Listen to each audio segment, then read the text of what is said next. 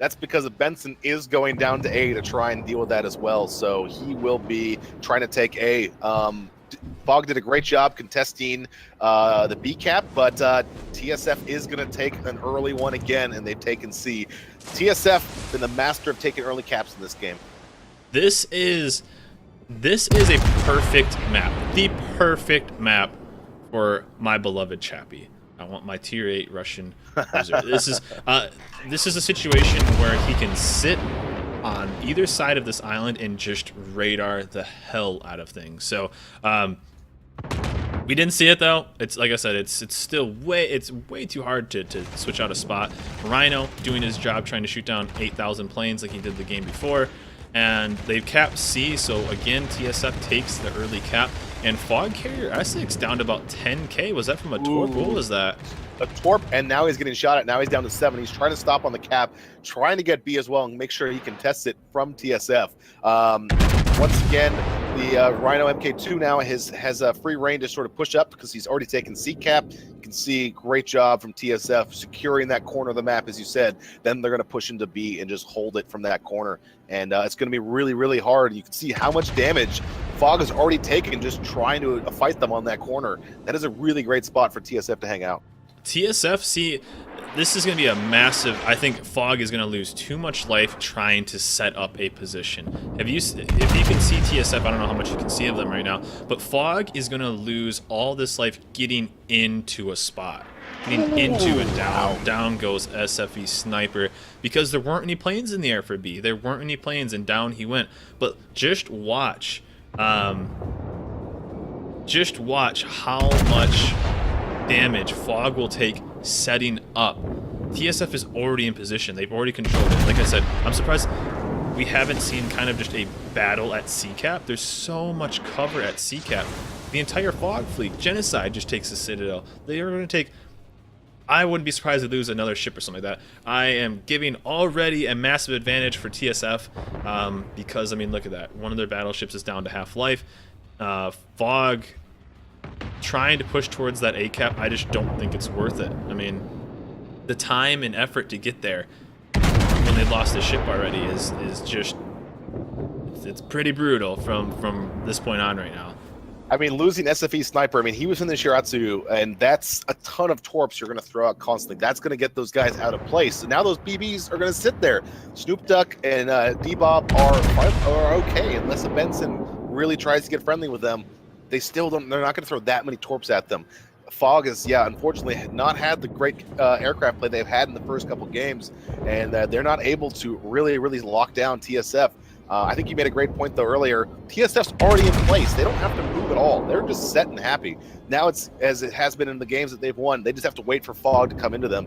And Fog has taken so much damage already. So many of their ships are at least at half health or down by a quarter. So this is a huge advantage for TSF. I agree with you completely that TSF is right now in the aggressive stance. You know, Snoop Duck has it. He's got the sonar. Rhino laying down a beautiful smoke. As long as Snoop Duck doesn't take a bunch of damage from these incoming torps, Rhino can curl around. Oh, wow. Snoop Duck might take one torp. Oh, Genocide taking another Citadel.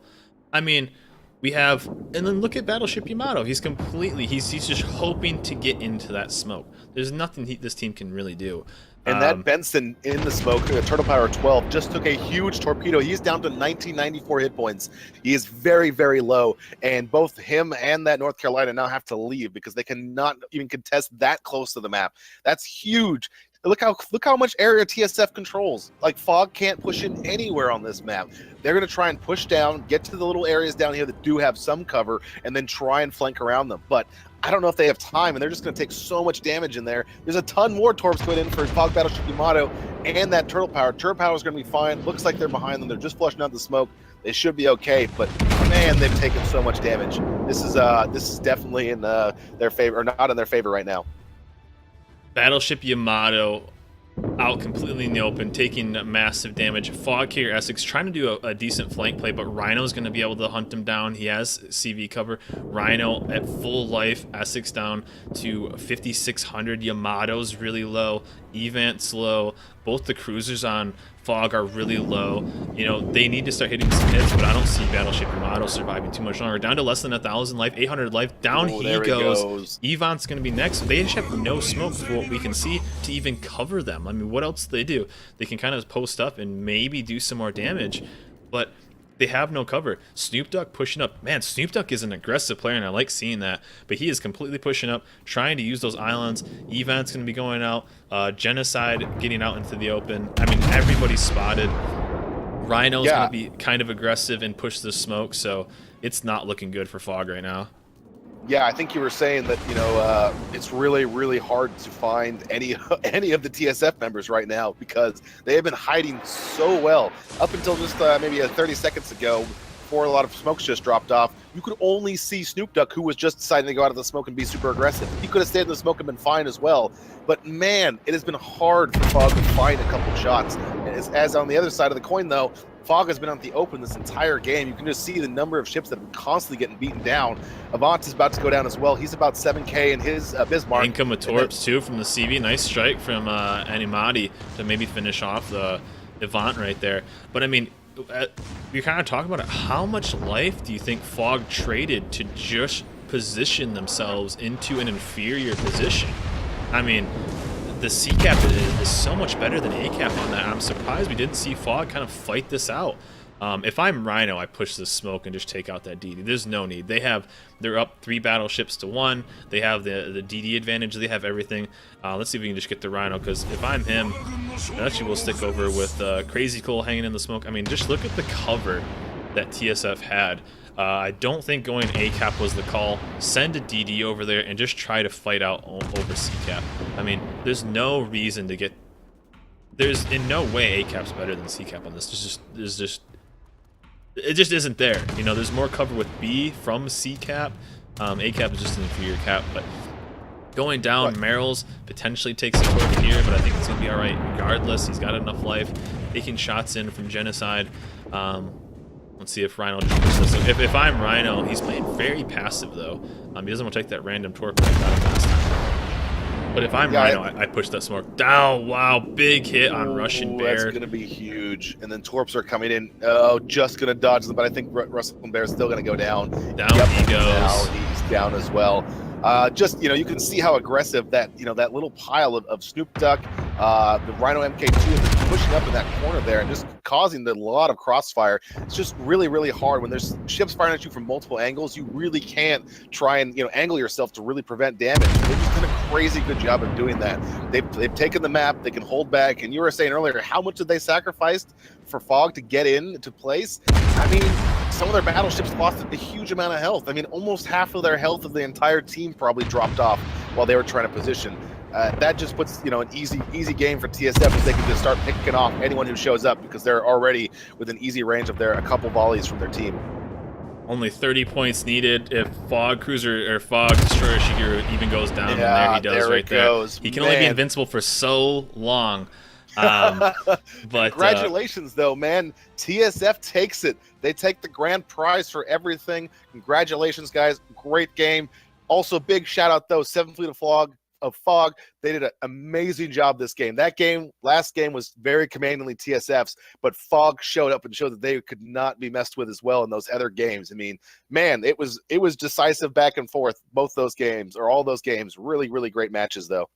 Yeah, that was awesome. I just don't think that push towards A-cap, you know, they were doing decent damage back and forth, but they just gave away so much to just get in that position. You know, well, I think you talked about it, where those islands are and stuff. Like, you can approach B-cap very safely because there's a giant island blocking a lot of line of sight when you're coming from C. Not the same thing from A. It's a straight open ocean from there, and that's a big problem. And you saw, I mean, Fog just got caught out in the open, and TSF was in cover. That the entire game was the deal, and you could see how little damage TSF managed to take while they were in cover, and how much Fog took while they were trying to find cover of their own. Man, huge game. that was pretty crazy to see that go to Game 5. Again, really great job to both teams, though. Congratulations for everyone. They're going to win some really great prizes, a ton of cool stuff.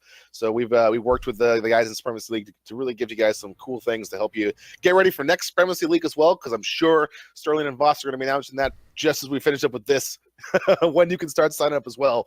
So if you think you can compete with these guys and come in, definitely sign up. We had a wargaming team this time, and unfortunately we couldn't play the last couple battles of our season just because of everyone was out on holidays. But we had a really great time playing in the Silver League, getting our butts kicked by a lot of really great teams. So good job to everyone who's played in Supremacy League. You guys are all been awesome, and this was a great cast. Thanks for inviting me, man, to this. I really appreciate letting me come out and cast again.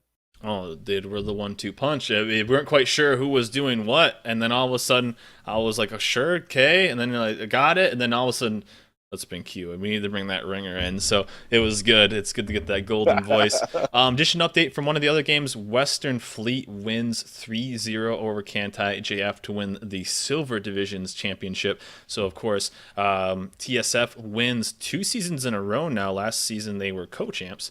But this season, they take it outright over Fog. Great showing by Fog. It would have been cool. That last game was just so one-sided, and I just think it was a last-second call. I don't think Fog kind of really knew what they wanted to do from that spawn. Like I said, TSF had the better spawn, and they went towards the right cap. It's just that map is just so favorable for C-cap. I'm surprised we didn't see more of a battle there. It would have been really kind of cool to see just a bloodbath on C-cap, but really there is it was just a bummer to see kind of Fog go for that, but it just, at that point, it must have just been the call. Too many ships were there, but they just lost too much. But Fog in game 3 and 4, holy crap.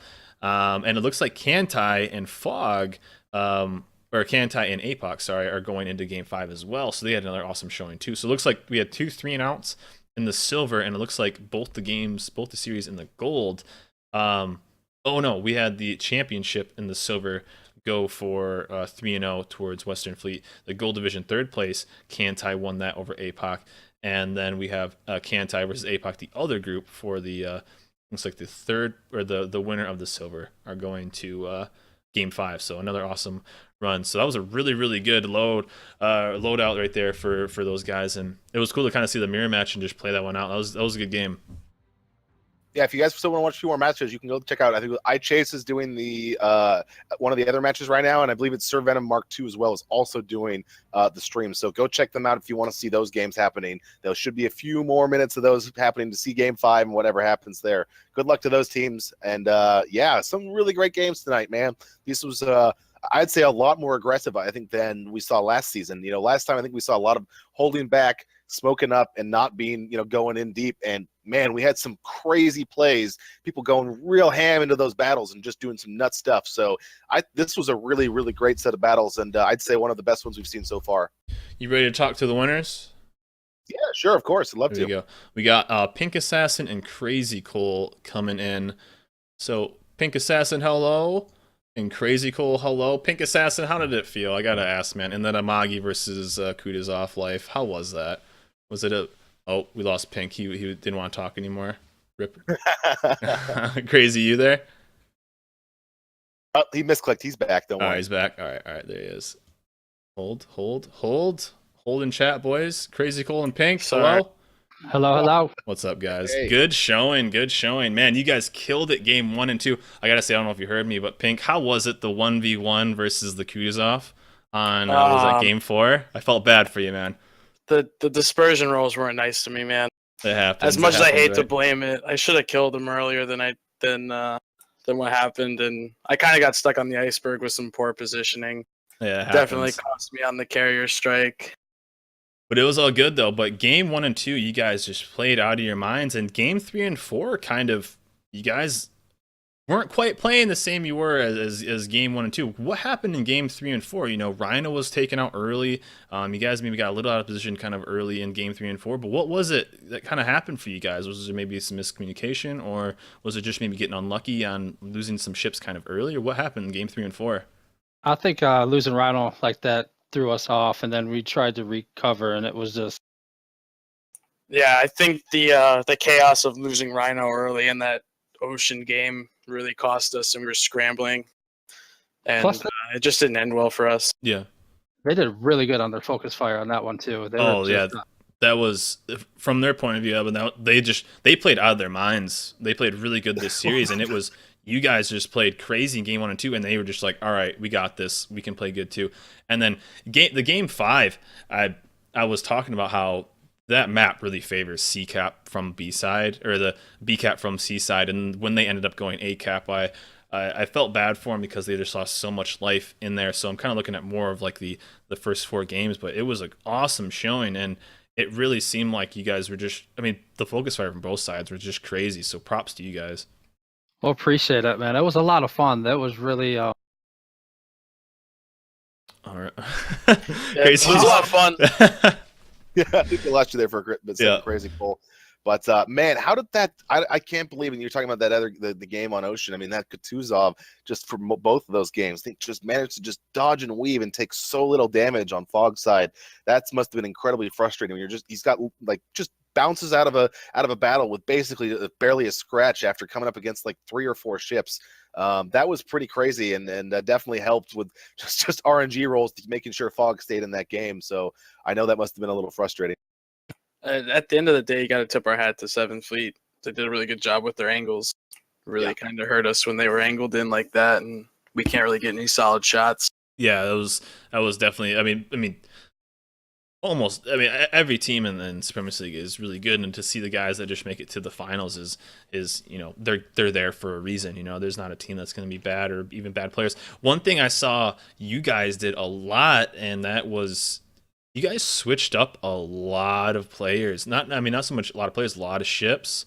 Switched out CVs in and out, different like DDs for cruisers. In the one game, you guys only went 2 battleships. Did you guys kind of have a loadout for each map, or were you trying to read what they were doing? Because they kind of stayed with the same loadout the whole time, but you guys were kind of changing up almost every game. Yeah, we tried to take at the beginning of the season and look at every map and see what ships had what strengths to play in certain maps. But to come in with the same comp every game just gets kind of stale. Yeah, definitely. And it's very predictable. So we just try to keep the other team on their toes and try to keep them guessing. Yeah. So do you like the what was it, Islands of Ice? So did you go in with the Amagi? That was the first time we saw the Amagi in the series. Now, why the Amagi instead of the another Bismarck or a NorCal or something like that? The Amagi tends to have a high risk, high reward for especially this kind of meta. Is it just the potential of maybe pumping out more damage on a really good shot, or why do you take that over, let's say, something as a NorCal or even just another Bismarck? Well, personally, I think the Amagi it has 2 more guns compared to the Bismarck. Yep. I think, or 1 more gun. So you get the extra 2 shells. The velocity on the guns is a little bit better, so you get those normal pens. But overall, I think the dispersion is better over distance than the Bismarcks. So it was kind of like a bait and pound, because we knew that most of the teams like try to sit behind that one island between B and C. So we're going to try and push the Amagi down to get flanking shots on them. Now, how did you guys like the change from this season to last season? I'm pretty sure both of you guys played last season, whether this team or a different team. But how did you like the change of adding in the Japanese destroyer? It adds another kind of surprise punch, with its ability to just throw a million torpedoes at your face. Is there kind of got to hope for the best that it just doesn't dunk on you, or how does that kind of add in a bit more fun and a little different? You're not safe in smoke anymore. I think it changed it up a lot. It was a lot of fun to see. Merrill's is really good on the DD side of things, and yeah, it's crazy. He's like, crazy. 1 hit, 2 hit, 3, 4, 5, and it's like, holy crap, man! Yeah, it is. It's like a tier 7 shimmy. It was what was it on Hotspot? I think he probably landed 5 or 6 torps in just 1 smoke. I mean, it's just how do you survive that in the long run? Yeah, that's brutal. It's hard. Yeah, when they came out with that Japanese destroyer line split, Merrill's was a little sad because he loves his Fubuki, loved his tier 8 Fubuki, but he does some pretty gnarly stuff with that Shiratsu U. Oh yeah, it's one of those you definitely want him to be on your side, not theirs. What was that? Sorry, Crazy. Exactly. No, I was just saying he's ridiculous with it already. It's fun to be a part of and watch. Oh yeah, for sure. Why no Chappies? Come on, someone play Chappie. Jash was killing for it all. Oh, I every game wanted he the was Chappie rooting so for it. bad. I'm addicted to that ship right now. Well, in all honesty, when you hit this level of play against teams of this caliber, it's just It's just yeah, not as you can good. yeah, you can see the destroyer, but most of the time you can't hit them because of where they're positioned and Yeah. how they know how to counter the radar from the random games. Oh, I would have So loved it. it's almost like handicapping yourself by putting a cruiser somewhere just to spot something that you can't shoot. Yeah. Plus Yeah. having smoke on the Kutuzov. I mean, it's just ridiculous. It's The, hard to the counter smoke that. the smoke meta is a little ridiculous. Yeah. Well, we'll see what ends up changing, but yeah, I love the Chappie. It's probably the ship I'm having the most fun with right now, especially for all the campaigns that are currently out. So what happens now? Do you guys go out to Disney World? Do you guys, off season, I'm going to Disney World. yacht Yeah. parties? What happens now? Or do you guys just kind of, Yacht take a break and Just gonna take a break, man. Relax and enjoy it. yeah, It was Yeah. it was good. Came down to 5 games and it was just That's it was awesome, exciting. Hopefully this time, since we weren't co-champs and there was no real dispute over it, we can get invited to that crossover match if we do a EU show match again. that'll be awesome. Yeah, there was we definitely want to see that. We want to see the best of the best play, and but still, great showing by you guys. You guys played awesome. Great showing by Fog. I mean, a really good season it seemed like, and it's awesome to see just more names, that you just know from playing random, playing on these leagues and seeing this competitive atmosphere grow in World of Warships as the player base grows. So definitely you guys are kind of part of the first wave of, in my opinion, the real competitive players that are for World of Warships. So props to you guys, and especially holding the crown this season too. Appreciate it. Appreciate Thanks, you. man. Appreciate it. Appreciate Wargaming supporting it also. It's nice. There we go. There we go. Q, you got anything else for these champs? No, just congratulations as well, guys. Great set of games here. Obviously, we wanted to get everything to go to game 5, and so when you guys just dominated the first 2, we're like, oh man, come on, Fog, give us some fun. But no, you guys did a really, really amazing job. Everyone this season played really, really well. So thanks, guys, for coming out. Wargaming really loves to support this. We have a great time watching this and promoting the kind of competitive aspect of this game.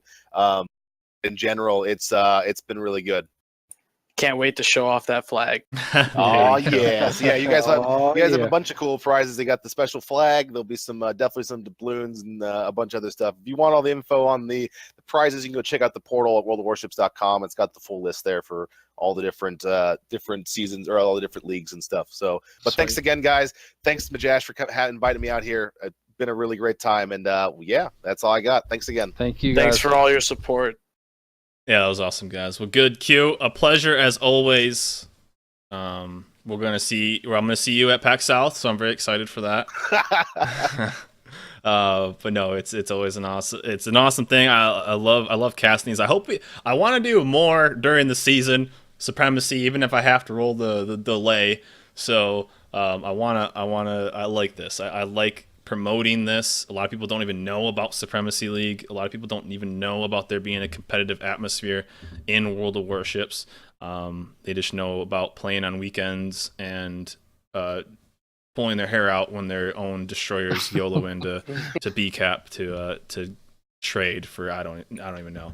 I just want to point out that no matter what in game 5, Majash comes through with the clutch spawns. Dude, the spawns are killing me, man. I'm like, come on. I was like, Q, code something really quick, so I spawned somewhere else.